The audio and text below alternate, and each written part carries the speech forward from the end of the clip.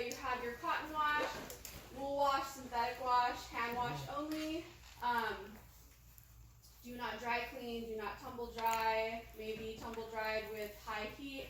So whenever you're washing clothes and all of that, you want to make sure that you're reading the labels on them. I can't tell you how many times I've ruined clothes just because I didn't know which setting to put it on or how to wash it. Some of like the delicate fabrics, they only want you to hand wash them, and if you put them into the washer and dryer, they'll just tear apart and they'll have a whole bunch of holes in them. Alright, so now sorting by color. Can I get 3 volunteers? Alright, so I think I would put, I guess I would put the light gray into the lights, other than that. So the next thing we're going to do is we're going to sort it by fabric. So I think it's really important that you're not just going to go all white. You have to make sure you're separating by fabric. So can I get another 2 or 3 balls? This here. But okay, so you still want to keep them within the same like colors, like lights, darks, and colors. But in terms of separating by fabric, so there's a difference between the material of like a t-shirt, right? There's a difference between the material of a t-shirt and the material of the sweater. So you want to make sure that like the lighter materials kind of stay together, and then the heavier, bulky materials also are going to go in a different load as well. So picking a detergent. Can anyone tell me some of their like favorite detergents that they're using at home? Tide, okay. What else? Tide Pod. Just like the Tide Pods, because you don't have to measure anything, you don't have to put all that complicated stuff, so it's just super easy. You get the Tide Pod and you throw it in there for whatever you need, and when I load them into the dryer, I like to use 2 dryer sheets just to make sure everything smells good and everything's all nice and soft. So picking a water temperature and cycle, I think typically everyone kind of uses mostly cold and average.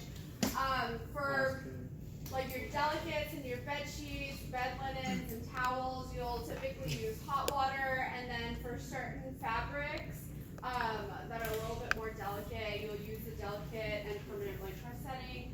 And I think it's really important that you understand which setting you're supposed to use, because sometimes people, their clothes shrink and stuff like that. Has that happened to anyone? So loading the washer. So to protect the fabrics, finishes, you want to, and reduce like the washed out look, you want to turn those knitted items, corduroy, textured fabric, and dark colors inside out.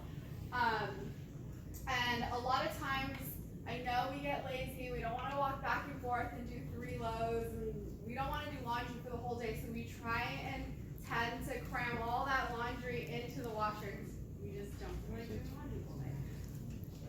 I have done that before, and I don't recommend you do that. It just causes more harm than good. Something bad's going to just happen with your washer and your dryer, so I don't recommend that you do that. Now,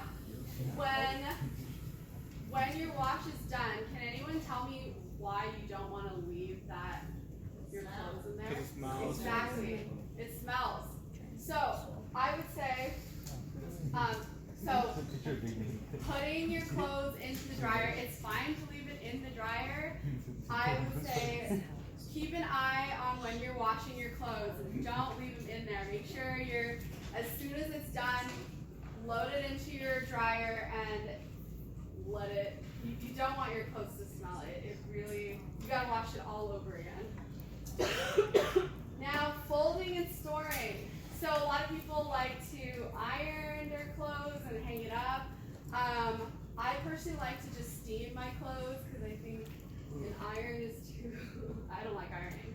And then right after steaming my clothes, I just put them on a hanger. But a lot of like my t-shirts, we'll fold them. Does anyone have a specific way? Can I get 2 volunteers to just fold some clothes? I want to see how.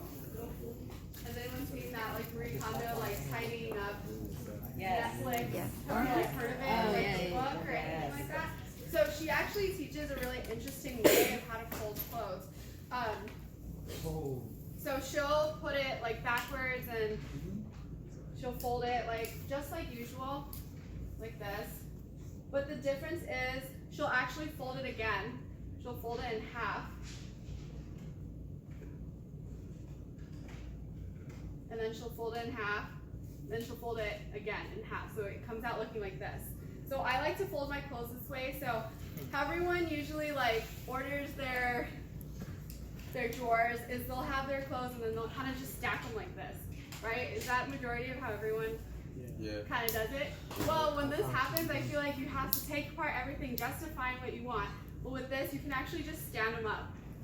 And so you just stack them like this all across your drawers, and then now instead of having to like pull apart everything, you can see what the design is on your shirt, and it's just all right in front of you. You can just pick it out and then that's Life hacks. it. And